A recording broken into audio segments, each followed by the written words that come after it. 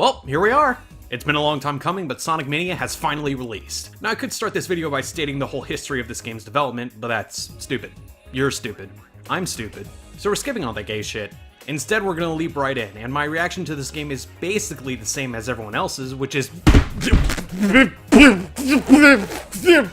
but I'll try to keep it fresh and get right down to the gist of it. Sonic Mania is a throwback to old classic Sonic the Hedgehog games. Right down to the sprite-based design and high-speed physics action, the Mania team pulled no stops in both capturing the essence of the original trilogy, well, technically it's more than that, but just roll with me on this one, and becoming a classic itself. Sonic Mania's plot essentially consists of Dr. Eggman giving slightly more programming to his robots and creating a whole squadron of them called the Hard-Boiled Heavies with the sole purpose of murdering the cute little blue rodent. And that is essentially it when it comes to the synopsis of this game, because it spares no time in getting the player into the Mania action. And that action is sweet and delicious. Mania brings the Hedgehog back to roots with a complete one-to-one physics engine with the originals, along with a couple new moves to expand the versatility of the Sonic Trio. And I say Sonic Trio because you can also play as Tails and Knuckles in this game, and certain levels have pathways that can only be accessed by either character.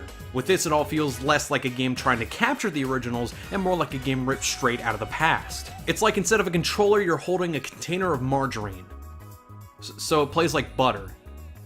It plays nice is what it... Fuck it, that analogy was awful. Adding to this is, while Tails and Knuckles still retain their extremely hard to explain methods of flight, Sonic now sports a drop dash, which is essentially a spin dash you can charge in the air, which lets you fire off once you hit the ground. It's a simple addition that does wonders in keeping the speed going, and you're going to need to keep the speed going with the new levels that this game sports. While Mania has levels from the past, it also contains original levels like Studiopolis and Mirage Saloon. It's hard to match the vibe and the fun of how the original games orchestrated their levels, but I'll be damned if the Sonic Mania team didn't not only match that, but exceed it. Each level is brimming with personality, a fun level of creativity, and a plethora of original stage gimmicks. One of the fears I had when looking at gameplay for this is that the stages were exponentially larger. Not necessarily in length, but a good chunk of the level has multiple altitudes, akin to Sonic CD. Even original levels only consist about 25% of the original design, and the rest is completely new. Now that I have the game, I can say that that isn't the case at all, and everything flows naturally. Playing the game is nothing short of a blast. In fact, not only does the added bulk of the level design flow smoothly,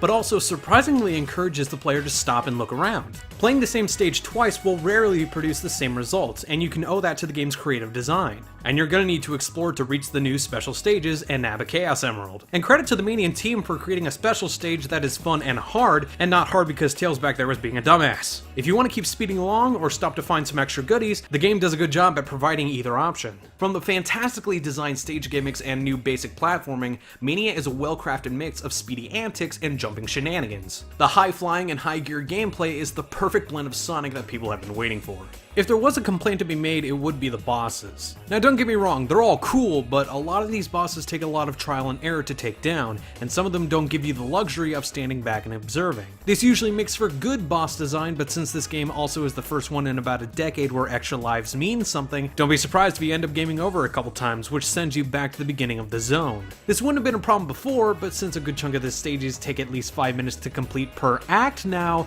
it can be a little draining. One thing that is perfect though on all fronts is presentation.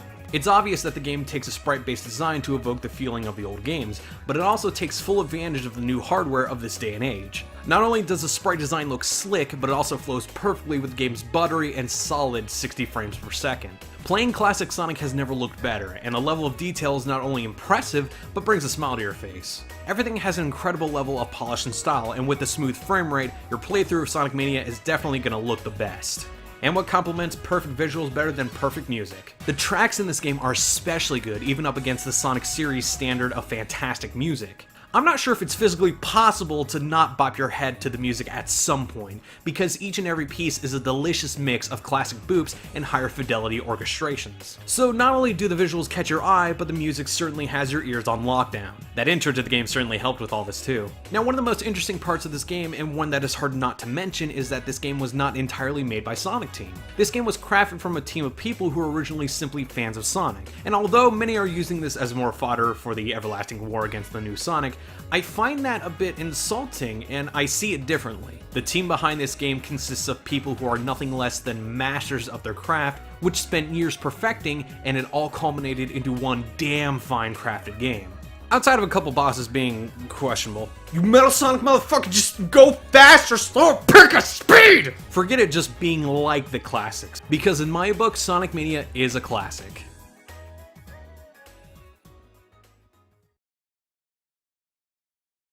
Man, I got a new opening and a new ending. Man, I'm giving the double whammy right now. Hey, you're cool. You know what else would be cool? If you hit the lickle button if you like this, video. You know what else would be cool? If you hit the scribble button. Because if you want to stick around and see the latest when my stuff comes out. Because I may make another one in the next couple weeks. It's about Life is Strange. Possibly. Hopefully I get it done in time. I don't know. I really hope so, because I've got a lot of things to say about that great game. It's not a great game. It's actually a piece of shit. But anyway, thanks for watching.